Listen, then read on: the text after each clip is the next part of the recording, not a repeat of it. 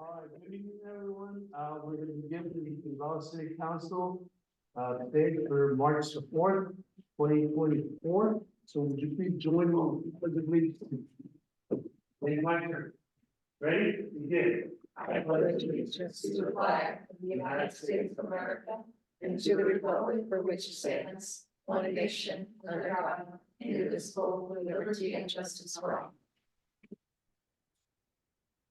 Mary, can you please have roll call? Mayor Pro Tem Scott Funk, Present.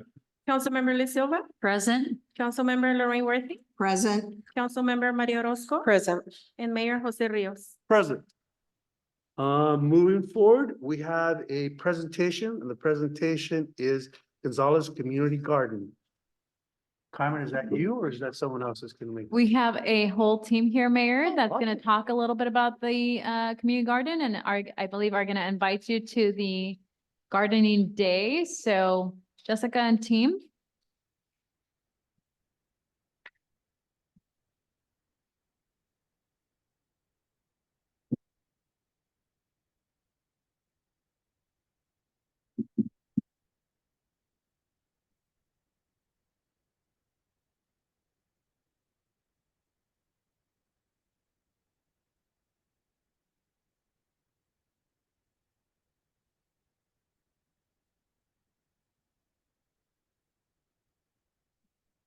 Good evening, everyone. My name is Jessica Olmedo. I'm here with the City of Gonzales along with some of our partners. And we're here to provide just a brief update of our community garden since our gardening day is approaching this weekend on Saturday, March 9th from 11 to 2 p.m.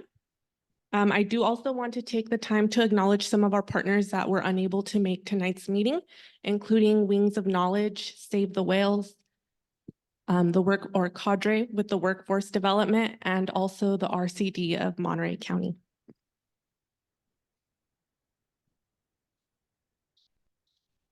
Well, good evening, Mr. Mayor, members of the council. Kendra Howell with the Blue Zone Project. I'm one of the policy leads, and it's nice to be back here again.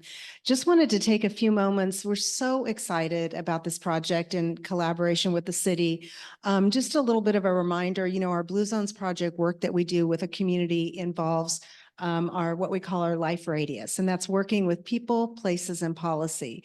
And this garden project actually meets the work that the city is doing towards their certification as a Blue Zone community. It meets that work in the realms of both the food policy and the built environment policy, because we're sort of recreating and reimagining a space for people to gather and you know, grow healthy food. So I think with that, we'll go to the next slide. And so it also serves the purpose of being a marquee project for the city. So again, that's when a city comes together and looks at a space and imagines, what could it be? Did it need built environment improvements? Is it someplace, again, like a community garden where people can gather? And so really just taking a spot that could use some TLC and reimagining it. So we're really excited. There's a couple pictures there, and I'm happy to turn it over to my colleague, Dalila. Thanks, Kendra. Good afternoon, everyone. We could go ahead and go to the next slide. But before that, sorry, go back one more time.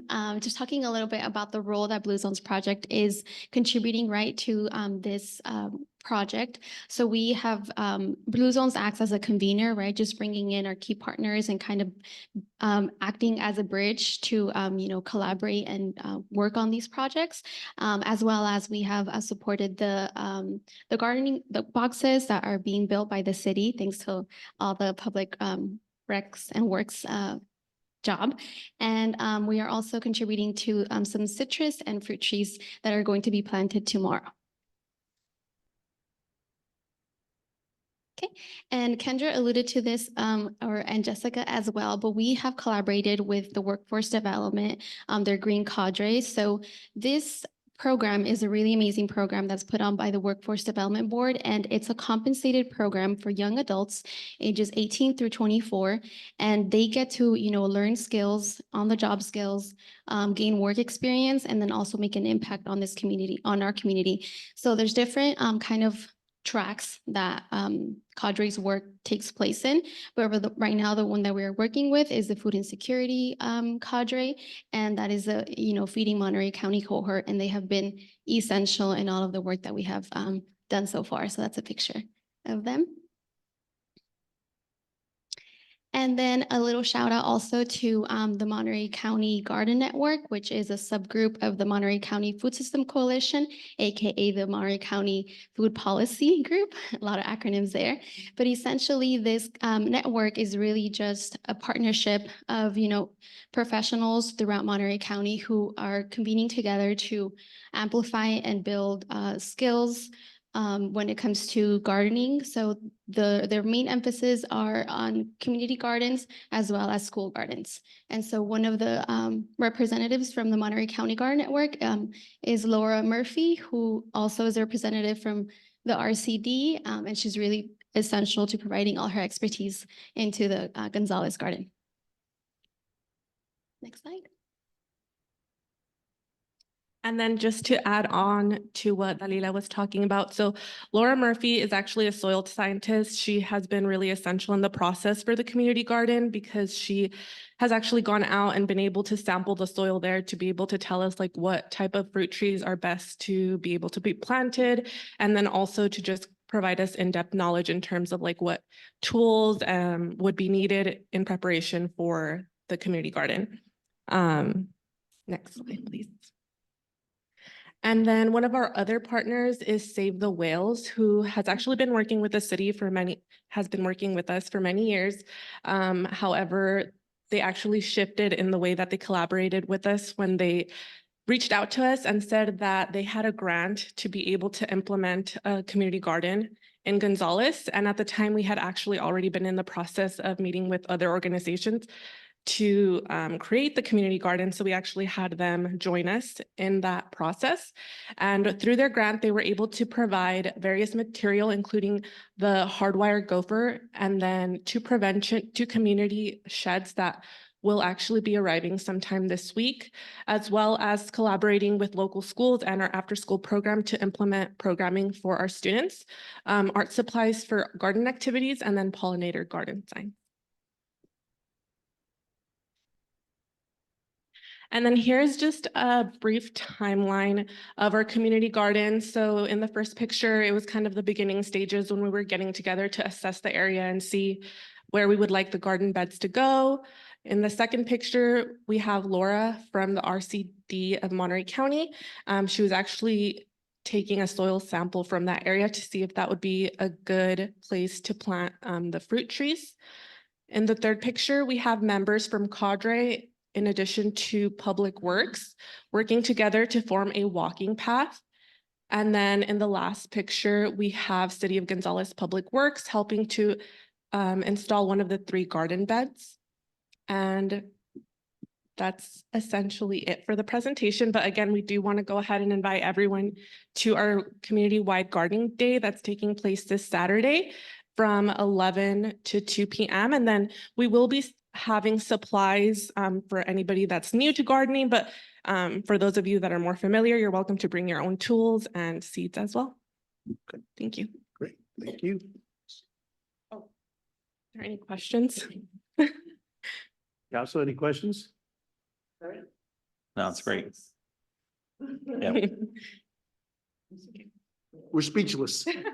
Thank you very much. Excited. All right. Great, Thank you. yeah, Thank you all very much. thank you for your Really time. Appreciate it. all your help and effort. Yeah, that's great. All right. Till Saturday. We're moving on the agenda. The next item is items not on the agenda. Any member of the public may approach the council and speak on any item not on the agenda. Speaker will be limited to a period of 3 minutes. Council will take no action or make any comments. Roman Barba. Yeah, good idea doing that. I just wondered if they were gonna put any containers there for the dogs when they walk their dogs out. They have the little plastic baggies where the dog takes a dump there. They could pick them up. That'd be nice to put there at the parks, all the parks. I'm here about fences. You know, I got an issue. The house, if you go by it, is 880 Belden Street. Okay, our rental property is on 208 9th Street. We actually have 2 rentals right there. Talking to Tevin, I talked to him on the 13th of February. Before that fence got up, the poster up. And he told me he had talked to him, told him there was a deceased order. They're not supposed to do anything. Well, this Saturday, they put a gate up that's like 7 feet high or more, could be higher. So on 9th Street, I measured today. On 9th Street, that fence is 5 feet high. If you go on Belden Street, on the first section of it, it's 4.11 feet high. So it's almost 5 feet. So if you go to the other section toward the alley, it's a little over 4.5 feet. So, and at the sidewalk area, they're supposed to be at 2 feet back. Well, it's all the way against the sidewalk. That's another violation, right? So the problem we have on 9th Street is that our people are driving out, you can't see anything. So their sidewalk is right there where the kids are walking or anybody walking there, the cars backing out, they can't see nothing. So somebody could get hurt there and hit. So, and anytime I had a violation, right, at one of my rentals, see these letters? High fences, basketball courts, or I had a vehicle parked where it wasn't no driveway. So I got this. I wonder if the city send any kind of letter like this to the residents that live there or the owners of that property. And it gives them 10 days, all these letters here, gives them 10 days to take down the fence, chop down, or take the basketball court out or move the vehicle. Gives you 10 days. And if the city has to go out there and do it, they put a lien on your property. Says it right on these letters. And when they put it on your property, that's when your property tax is going, that's where the city gets their money back. Because they put it on their property taxes. So this has been going on too long, 13. So it should have been 10 days ago. So I just wondered, any letters been sent out by the city? So I talked to Carmen today. Hopefully the city gets together and straightens this whole mess out. That whole fence needs to be taken down and redone and brought back. Thank you. Thank you.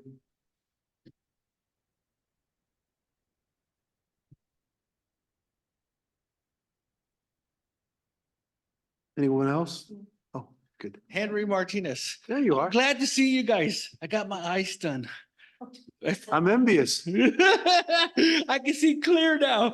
Yeah, I can cataract. start singing now. I can see clearly now. Okay, I'm here because you guys need to look to the future. You guys are looking to the future to build new homes. But yet, every day, every year, I have to live with crime. My neighbor's been broken into 4 times in their cars in the last 10 years. My neighbor's been broken into. My neighbors just last year had people jump into the backyards and steal their whackers, stereo systems, whatever they left outside in the backyard. I had people walking in my yard at night, people taking my shovels and stuff like that. Recently, this weekend, 10:30 in the morning, 2 men walked into my yard and hopped in my neighbor's truck and took off with it. So that's what I'm thinking, the new guy coming to town, building that high fence, I guess he's trying to keep the crime out of his house. You know, the fence is tall. And I don't know if he's trying to build a fortress because of all the crime in our neighborhood. Our cops are doing a good job, but I don't blame them. I blame the administrator, his assistants, his command style. I wish he was here so he can answer, why am I living with so much crime? It's ridiculous. My neighbor, like I said, he got broken into the backyard twice, maybe 3 times, and then his truck disappears. We have it on camera. They just blatantly walked at 10:30 in the morning after he left and hopped in the car and took off. So you guys are safe in your guys' homes, and we're not. And we're just looking at the future. What's going to happen when you build all those homes across the freeway? Are we going to be forgotten? And like I said, I commend the police officers for what they can do with the amount of time they have and how many offers we have. You know, you guys got to start thinking, we need more policemen. And if it's a problem with the chief keeping them or getting them, then we need to look at getting rid of him. It's the captain, we need to get rid of him. We need to clean town. Thank you, Mr. Martinez.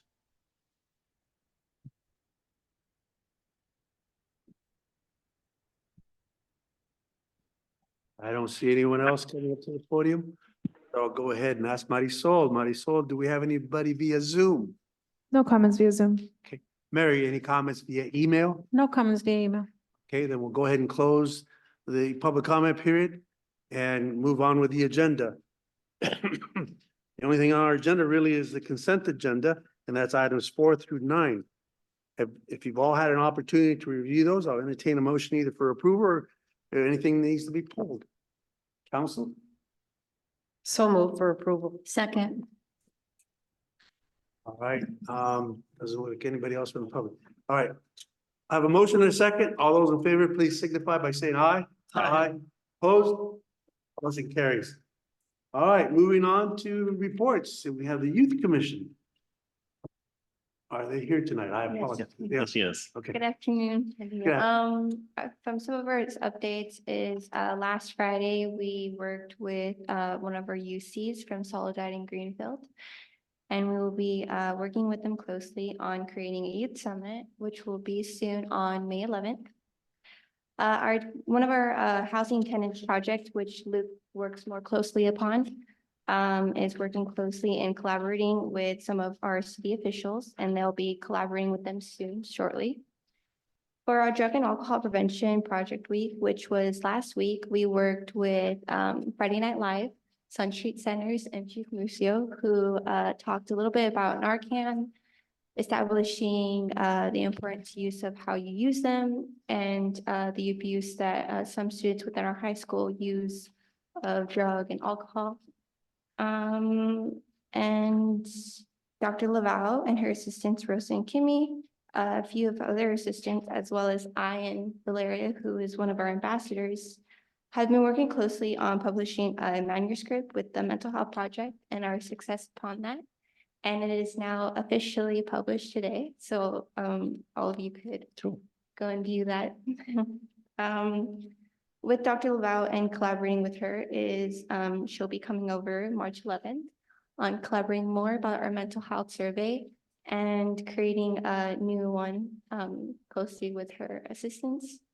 And that's pretty much our updates. Thank you. Awesome. Any questions from council? All right. Thank you. Mayor, if I could just make a comment, I just want to acknowledge the youth council and make sure everybody understands that this is the second time that our youth council have been published in a professional journal and how hard that is. There are many of us who don't even get that honor. It's a really hard, rigorous process. And this is the second time that we've had our GYC be part of that, and really because of the mental health work and their participatory action research project they've done in the past. So it's a huge accomplishment. So I just want to make sure that the public acknowledges kind of the hard work that the GYC and also our partners at CSUMB continue to do and continue to push on mental health. Thank you. And I think that Thank you. reflects well on this city and we appreciate it. I know that's part of the, one of the reasons I think we're an all-American city. And again, a large part is our youth. They really do contribute quite a bit to our community. Thank you. So moving on to council committees and reports. I start out with TAMSI. I wasn't able to attend a couple of these meetings because I was thinking that I was 21 and not unfortunately found out that the roller tiller was pretty strong. So last Friday I had a little bit of an accident, so I wasn't able to attend TAMSI meeting or the mayor select meeting, but I do have updates for you. So on the TAMSI meeting, as part of the consent agenda, the city was granted $200,000 in the Safe Routes to School program. The only question I had, and I believe staff was the one that mentioned it, that it was supposed to be 250. So since I wasn't there and I didn't get a chance to ask, maybe I misheard, but I thought it was. It was 250. It was 250. Yep. Yes, that's what we were allocated on the consent agenda, 200. So maybe we need to follow up with TAMSI staff and say, what gives? Yeah. Okay. Our understanding was that initially was 250 too. There might have been some changes at their grant level and how they allocated the resources. So we'll look into that. If you would, I sincerely appreciate that. Next one, I believe, is the Mayor Select Committee. That one, we had a presentation from Fred Muir, and basically spoke about the importance of and our connections with all the military forces and what they mean to our local economy. I know that, several of the mayors from Seaside have come from Fort Ord as part of their deciding to stay in the local area. So thank you very much. The other item, and then I'm going to bring that to your attention, Carmen, is the League of Cities is asking for a resolution, efforts to defeat the Taxpayer Deception Act, which will appear in this November's ballot. Excuse me? Yeah, we are gonna go ahead and do that. Okay. Letter of intent. Okay, thank you very much for that. That's what I had from those two committees, and I believe it is Salinas Valley Recycles. Yeah, we have our regular meeting coming up on the, oh gosh. What's The third Thursday? the third Thursday? It was on the tip of my tongue. It'll be the 21st at 6 o'clock here in the council chambers. And on Saturday, April 6th, Salinas Valley Recycles will be having an environmental fair up at the landfill at the Education Center, beginning at 10 a.m. And the public is invited to attend.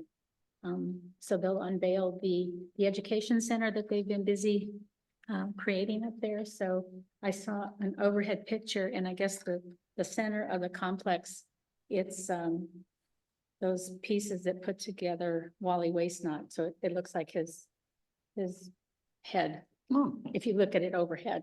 So I hope to see all of you there. Thank you. I've got the next one, Central Coast Community Energy Partnership. rather long meeting. It said from 1:30 to 3:30, and now they're till close to 5. A lot of discussion. Part of that, though, was a closed session to do evaluation of our current CEO. A lot of discussion centered around resource adequacy. The agency refers to it as RA. Resource adequacy basically means, do we have enough energy in a crisis to provide enough energy for all of our residents and our businesses? The catch here is that we as a energy partnership do have it. Unfortunately, it's not yet online. There's still a number of things to leap over and get done. The Casio, California Independent System Operator, has to approve them. PG&E has to put it into the design so that they can blend into the electrical grid. So it's really convoluted, and what used to take 1.5 years is now up to 5 years to get some of these new projects, solar, thermal. The saving grace, I think, for us this particular year is the amount of hydro that we should have up in those foothills. How long that'll last, again, depends on how warm it gets and how quickly it gets. And then the other factor is, of course, if this summer stays relatively cool, then we should be good. We do have a reserve budget of over $37 million in case we had to pay those fees for not having enough resources on the grid, so that we pay penalties for not having those resources. Okay? Like I said, it was a long drawn out meeting, but it was very informative. One of the other things the discussion was, and I'm hoping that we do get it to a more manageable level. So right now there's 2 boards. There's the policy and I'm trying to remember the other one. I'm not in policy, but there's 19 members on each of these boards. 19 members are a little unruly. I mean, we're coming from Santa Barbara up to Santa Cruz and everything in between. Yeah, so obviously there's representatives from each area. Yeah, so there's a total of 19 for each board. As a CEO, I imagine he must be pulling his hair out at times, because can you imagine getting that many people calling you, Carmen? 19 and 19? I'm sure you'd be like, forget this, I don't need this job. But that's what the poor man's up against. So there's some discussion, maybe some movement as to how can we change it and make it a little more manageable boards. We'll see. Those are my 2 reports. So we'll move on to council discussion, and we'll start off to my left this time, Ms. Orozco. Thank you. I just would like to remind folks that our Lenten dinners continue to take place. This Friday, we have the enchilada dinner from 5 to 7 at St. Peter's Church, and then we have 2 more after that. So I'd like to invite everybody who would like to attend. Dinner is from 5 to 7. I'd also like to extend condolences to the family of Salvador Banuelos, who passed away. Mr. Chava was a maintenance employee for the city of Gonzales for about 26 years. And I, throughout the years, had various conversations with him. He was very proud to work for our city. And according to his wife, Martha, it was hard for him to retire. So just want to extend our condolences to his family. That's it. Well, you know what, let's not wait till then. Would you all join us in a moment of silence to honor Mr. Banuelos and his many years of service to our community?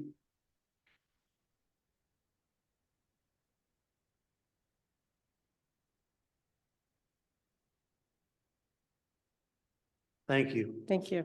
That's it. I also knew Mr. Banuelos, and he was always had conversation, even when he was pushing his walker. He was a very interesting man. Maria, can you confirm you said it was the enchiladas on Friday? Yes. Oh, I had heard it was chile No, relleno. chile relleno this Friday. Enchilada was last Friday. Yeah, that's my wife's. Yes, we'll see you there. We'll be there. We'll be there. Trust me. Unless the sky falls down, we will be there. Mr. Funk. Well, thank you, Mr. Mayor. And yeah, thank you for acknowledging Mr. Banuelos and his career with the city. The only thing additional I'll add is that it's just the, condolences go to, the families involved in King City and obviously the community members in those streets who, where the horrific events that happen around them. Obviously those things will be investigated, continue to investigate, and I know our agencies are involved and so forth. So look forward to hopefully a quick resolution. Thank you, Mr. Mayor. Thank you. Ms. Silva. Thank you, Mr. Mayor. Just want to report out that I think that the chair yoga class for seniors on Saturdays has been a huge success. Mhm. I love it. Thank you to Blue Zones for coming and helping us. And thank you for the presenters that they have. Jessica has left the building, but you know, they're able to get some good presenters. We had Jason this past weekend, kind of just giving us some pointers on what we can do just around our homes so that we don't fall, you know, remove the risk. So thank you for being there. It's going to end at the end of this month. I wish we could find a place to continue because I myself have had a lot of fun learning it. And I think others have as well. I think the first day was intimidating, but now everybody's used to everybody and we all have our regular places to sit. So anyhow, again, thank you to the city and to Blue Zones Project for that opportunity. A reminder to everybody that the Salinas Valley Fair is just around the corner. It will be in King City from May 16th to the 19th. I too extend my condolences to the city of King City for what happened yesterday at the tragedy, but also congratulations to their high school boys soccer team for winning the NorCal title this year, 2-0, and that was Saturday evening. So, I mean, congratulations to that team. Little League opening day, woohoo, coming up March 16th, 10 a.m. out at Brusa Field. Hope everybody can be there. I think they just had a fundraiser this past weekend and it seemed to be a success. Also, last final reminder that tomorrow is our primary. Get out there and vote. Let your voice be heard. If you don't vote, you're not going to be heard. That's all I have. And Jason, I can add to your things to tell seniors is that if you're old, you're blind, and you're working a roller tiller, Don't do it. don't do it. I think I got too close to the tree root and that's what, I mean, that thing just threw me like a ragdoll. Literally, it was like, oh, slow motion. Anyway. I think yeah, I felt like Superman. Not after I landed though. Ms. Worthy? I also would like to say thank you about the chair yoga. It's been great. I've enjoyed it as well. I've taken the other kind of yoga and this one is definitely easier for me to do. And thank you, Jason. A lot of the things you talked about are things that happen at my house that I know are wrong because I'm somebody who says, oh, well, no big deal. But I have two people that if they don't watch where they're going, they're going to fall. I would like to thank Patrick and Tiffany, especially. We had an incident this last week that I actually have been talking to PG&E about for quite some time to no avail. And I finally, between all of us, we figured out what the problem was and Patrick and Tiffany took care of it. It was a street lamp. This poor family, all the families that lived on the street had a flashing street lamp that had been flashing for probably 3 or 4 months. Every time I went by, I kept thinking, why hasn't it been taken care of? And I called several times and finally we had it resolved. I thank Tiffany and Patrick for getting that taken care of. Of course, I said it takes a woman to take care of it because she got it done within, I don't know, 20 minutes or something, it felt like. So I just want to thank Public Works and Tiffany especially for getting that taken care of, and Patrick. Also, I'm going to bring this up again because I believe that Mr. Barba made a comment about it with the new garden that we're going to put in and have poop bags around, walking all over town, and people, their dogs have poop everywhere. And it is really, really disgusting to see. And I really feel people should start paying attention to that. I don't know what we can do about it. I know it's something that is difficult for us to look at, but you know, when I'm carrying my little baggies around with me, I think it's important for everybody to do their part. So that's just one of the things that I think we all should look at. I also want to thank Jason and Denise Velasquez for the Narcan distribution that went on a couple of weeks ago. I was able to go by and thank you to all of you. You did a great job.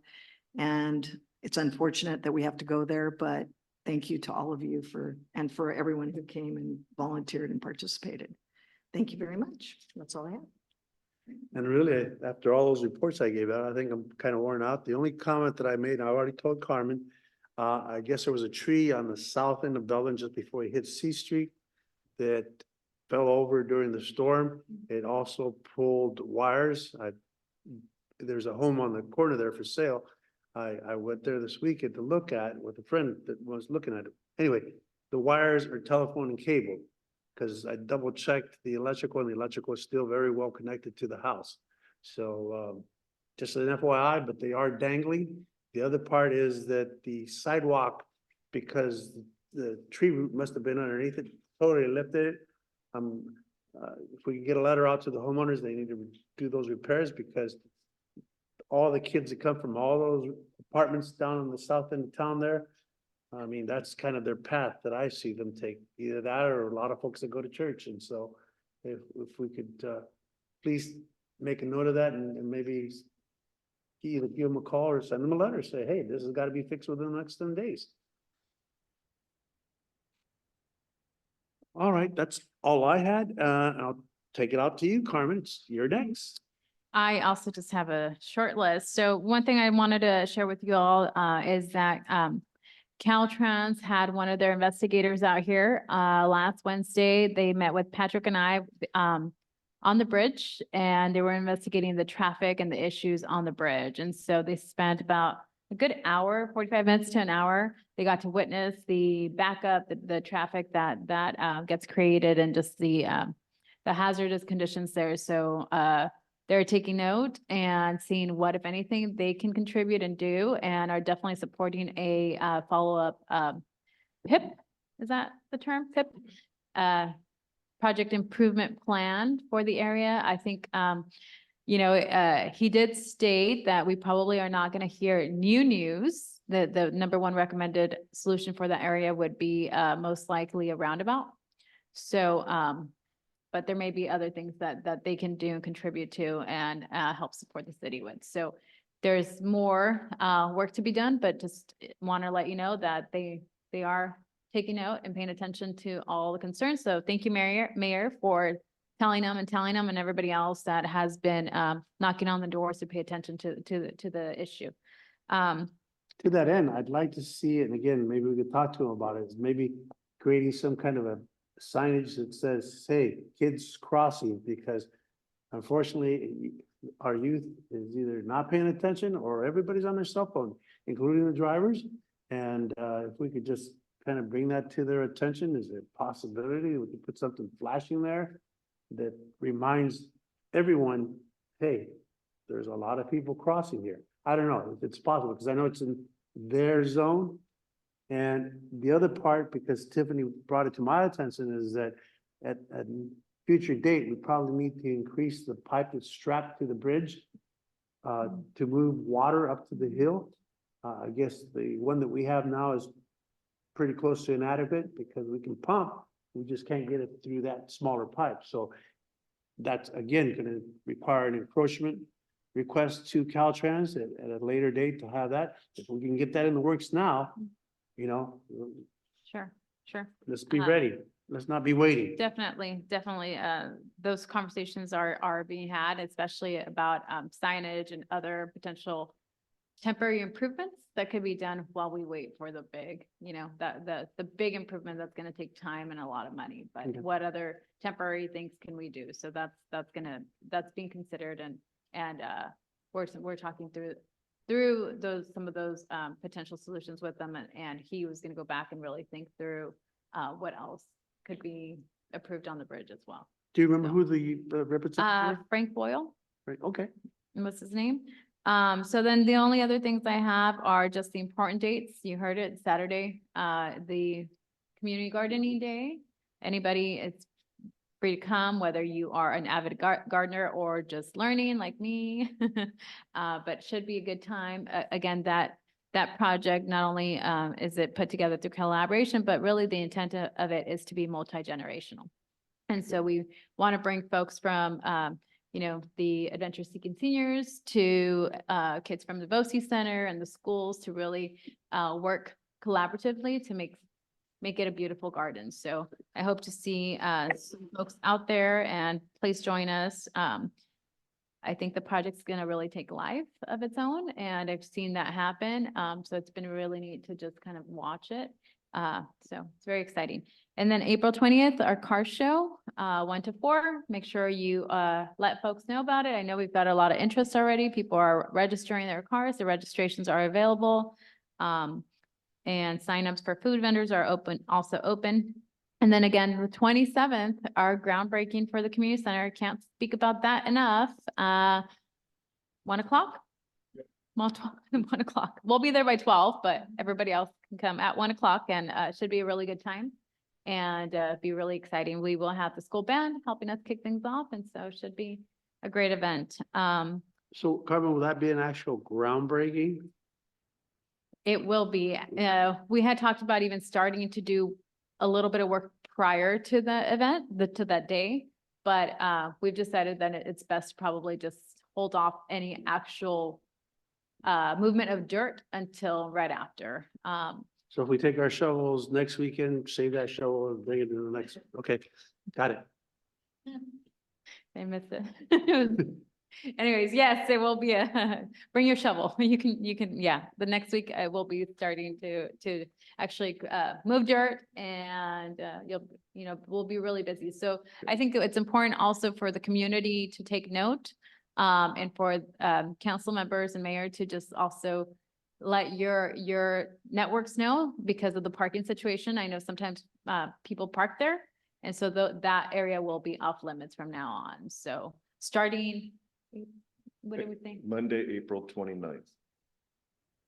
So we'll put something out, but I know not everybody gets the message. So again, it's just good to let our networks know that no more parking on that area after April 29th. Yeah, I think the ones that will affect the most would be the adjacent school, the preschool. And then there's weekend events and things like that, that also Yeah. tend to park there. So that's gonna be, yeah, off limits for a while. Do you think that maybe we could send notices out in the utility bill about that? Mhm. We might want to think about that. Yeah, a Yeah. good idea. Yeah, unfortunately, a lot of people don't have social media. I Yep. mean, we can start blasting it on social media, but I think it might be something. Yeah. I think that's a good idea. I always say, in terms of communication, you have to pull out everything because somebody's always gonna miss it. So yes, we will do that as well. That's all I have. And I think Mr. Musio has something to share. Yes, just real quick, shovel good, rototiller no. No rototiller for the groundbreaking. Shovels only, right? No rotors. No rototillers, no heavy equipment for you. Just want to real quick, just thank all the partners for the Narcan distribution event, Sun Street Centers, the PD, the school district, Martin and Trini, helping us out. Grupo Chinelos turned out huge that day with a bunch of volunteers. Roberta brought so many people to help. I told Denise that we were gonna have more help than we could use, and I was right. So, but everybody pitched in. Oh, and Julie, of course, Julie was there with us, got us food and took care and held the sign for a little bit. Everybody pitched in, everybody helped out. GYC was there along with some kids from Interact as well, which I was not expecting them, but we did have quite a few young people participate as well. We ended up giving out 96 kits, which was the most of any of the 4 South County cities. It's not a competition, but we won. And as good as we did, I still have a bunch of Narcan left over. So starting tomorrow, or as soon as Jessica and I can get the notice done and posted, Narcan will be available free of charge to the public at the at City Hall and at the firehouse. And we will have training available for you then when you come in and get it. It's just a real quick video, only takes a few minutes, and it'll be available hopefully starting tomorrow. Great. That's all I have. Thank you. Thank you. Anything else? Yeah, Mr. Dawes? Mayor Rios, council members. So major milestone on the community center projects last Thursday, February 29th. We received the 100% construction document submittal, and this is the beast, and this is only half size, but this is the plan set that has been turned in for building code review. So pretty exciting, in my opinion, huge milestone along the way to construct the Dennis Janice Caprera Community Center complex. Been schedule driven the entire time.